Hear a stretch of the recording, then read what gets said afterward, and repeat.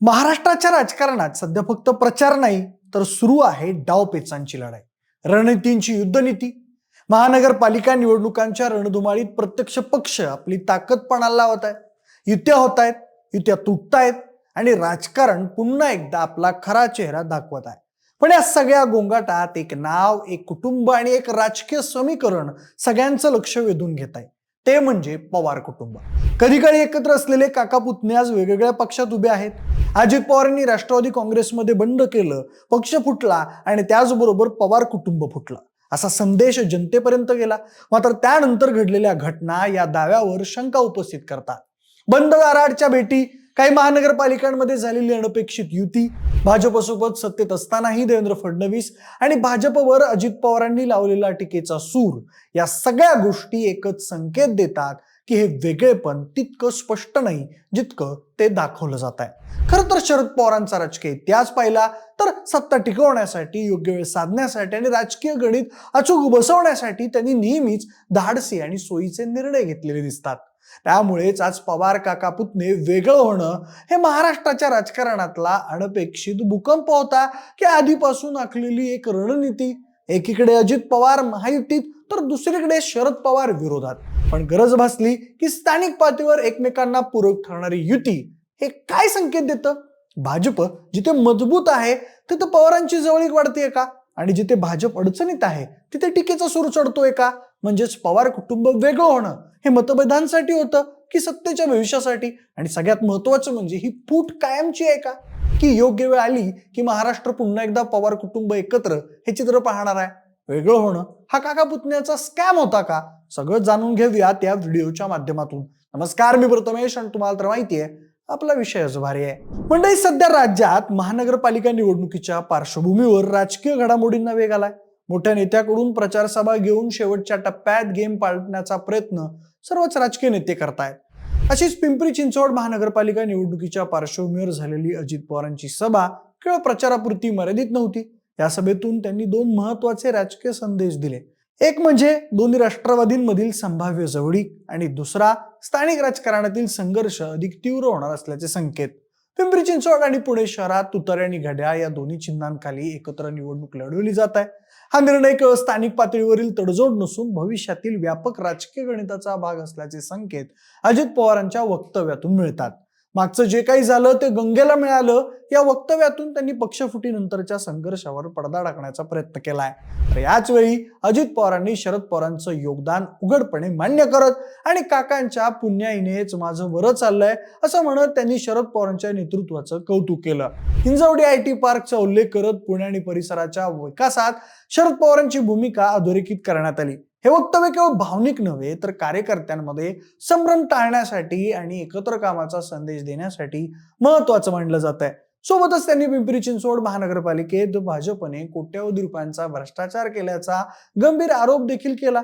एकूणच या सभेतून अजित पवारांनी स्पष्ट केलं की एकीकडे दोन्ही राष्ट्रवादींमधील समन्वयाची दारं उघडी ठेवली जात आहेत तर दुसरीकडे स्थानिक पातळीवर कठोर राजकीय संघर्षाला तयार असल्याचा इशाराही देण्यात येतोय. याच पार्श्वभूमीवर आता प्रश्न उपस्थित होतो की अजित पवारांची अचानक भाषा का बदलली आहे? मांडीला मांडी लावून सत्तेत बसलेले अजित पवार भाजप विरोधी भूमिका घेत दोस्तीत कुस्ती करत आहेत का? आणि सोबतच पवार काका पुतणे एकत्र येण्याच्या तयारीत आहेत का?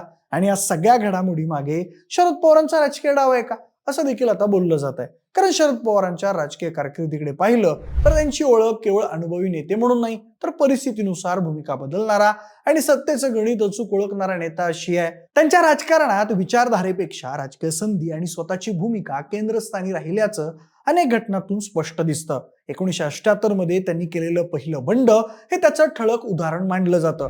यशवंतराव चव्हाण यांच्या नेतृत्वाखाली काँग्रेसमध्ये प्रस्थापित झाल्यानंतर मंत्रिपद भूषवूनही शरद पवार समाधानी नव्हते. वसंतदादा पाटील मुख्यमंत्री असलेल्या सरकारमध्ये अस्वस्थता वाढताच पवारांनी सुमारे 40 आमदारांसह बाहेर पडण्याचा निर्णय घेतला.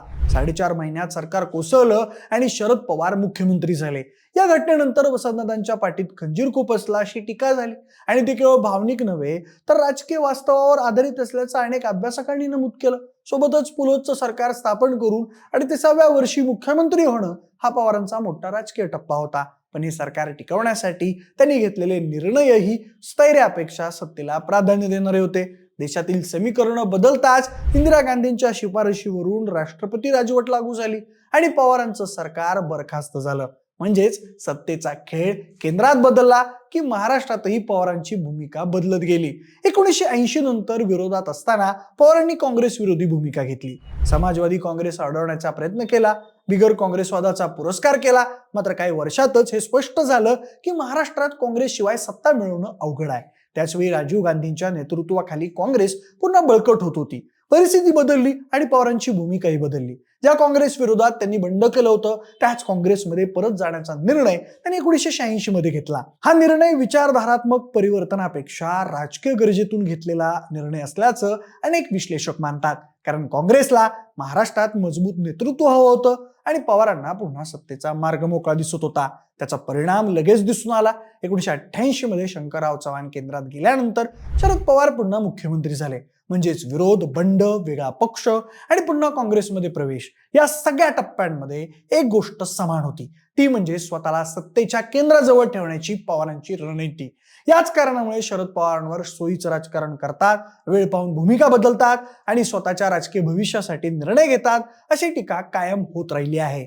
समर्थक त्याला राजकीय चाणाक्षपणा म्हणतात, तर विरोधक याला संधी साधूपणा म्हणतात. पण एक गोष्ट मात्र नाकारता येत नाही, शरद पवारांचं राजकारण हे भावनांवर नाही तर थंड डोक्यानं केलेल्या सत्तेच्या गणितावर आधारित असतं आणि त्यामुळेच ते गेली अनेक दशकं महाराष्ट्राच्या राजकारणाच्या केंद्रस्थानी राहिले आहेत. परिणामी अजित पवारांची भाषा बदलण्यामागे देखील शरद पवारांचंच काहीतरी राजकीय समीकरण असल्याची शंका आता उपस्थित होत आहे आणि शरद पवार यांच्या सहमतीनेच राष्ट्रवादी फुटली असं देखील काही राजकीय विश्लेषक सांगत आहेत. आता ते कसं तेही समजून घेऊ. मंडळी, 2014 नंतर देशात आणि पाठोपाठ महाराष्ट्रात भाजप सत्तेत आली आणि त्याच क्षणापासून राज्याच्या राजकारणाची दिशा बदलू लागली. सत्ता केंद्रित होत गेली, भाजपची पकड मजबूत झाली आणि त्याच वेळी इतर पक्षांची राजकीय ताकद हळूहळू कमी होत गेली. महाराष्ट्रात मात्र शरद पवारांच्या नेतृत्वाखाली राष्ट्रवादी काँग्रेसनं वेगळाच राजकीय पाया उभा केला होता. ग्रामीण भाग, शेतकरी, साखर कारखाने, सहकारी बँका, दूध संघ यांच्यावर आधारलेलं सहकाराचं राजकारण पवारांनी वर्षानुवर्ष जपलं. अटल अर्थसहाय्य योजना, डॉक्टर पंजाबराव देशमुख व्याज सवलत योजना यासारख्या योजनांमधून शेतकरी आणि सहकारी संस्थांना बळ दिलं गेलं.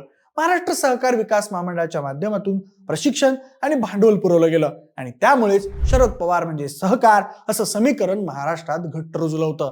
पण भाजप सत्तेत आल्यानंतर राजकारणाची कार्यपद्धतीच बदलली. सहकाराच्या माध्यमातून नव्हे तर थेट लाभार्थ्यांच्या खात्यात पैसे जमा होतील अशा योजना राबवण्यात आल्या.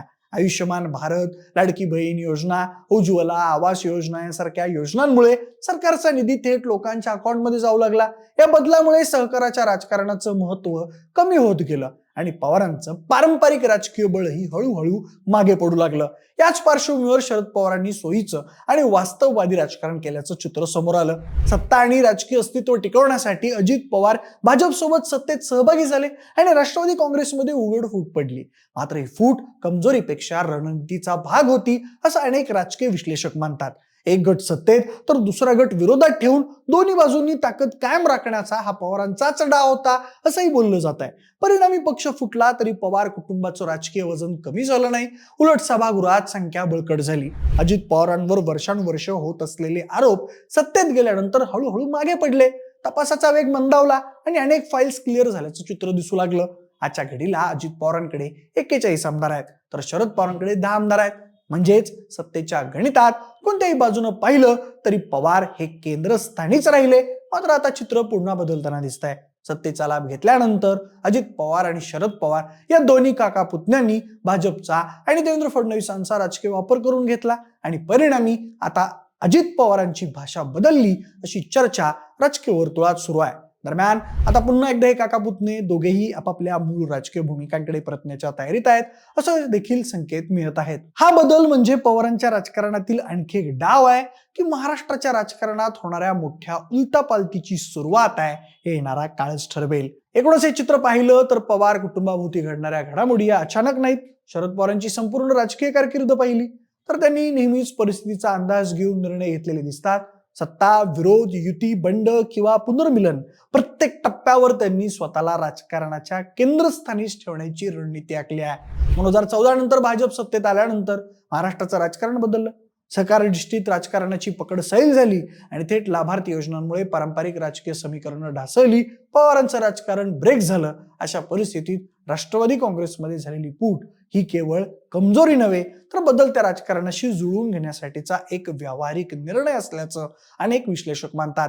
एक गट सत्तेत, दुसरा विरोधात या रचनेमुळे पवार कुटुंबाचं राजकीय वजन कमी झालेलं नाही, उलट दोन्ही बाजूंनी प्रभाव टिकून राहिलेला दिसतो. आज अजित पवारांची बदललेली भाषा, भाजपवर वाढलेली टीका आणि स्थानिक पातळीवर दोन्ही राष्ट्रवादींमधील समन्वय हे सगळं पाहिलं तर हे केवळ तात्कालिक राजकारण नसून पुढील टप्प्याची तयारी असल्याचं चित्र दिसतं. म्हणजेच पवारांचं राजकारण हे भावनिक नाही तर थंड डोक्यानं खेळलेलं सत्तेचं गणित आहे आणि ते गणित अजूनही संपलेलं नाही. शेवटी प्रश्न असा आहे की सगळी घडामोड म्हणजे पवार काका पुतण्यांचा आणखी एक नियोजित डाव आहे का? पवारांचं वेगळं होणं हे स्कॅम आहे का? की महाराष्ट्राच्या राजकारणात होणाऱ्या मोठ्या बदलाची सुरुवात आहे? तुम्हाला काय वाटतं? तुमची मतं आम्हाला कमेंट बॉक्समध्ये नक्की सांगा. सोबतच आपल्या विशेष भारीच्या युट्यूब चॅनलला सबस्क्राईब करायला अजिबात विसरू नका. धन्यवाद.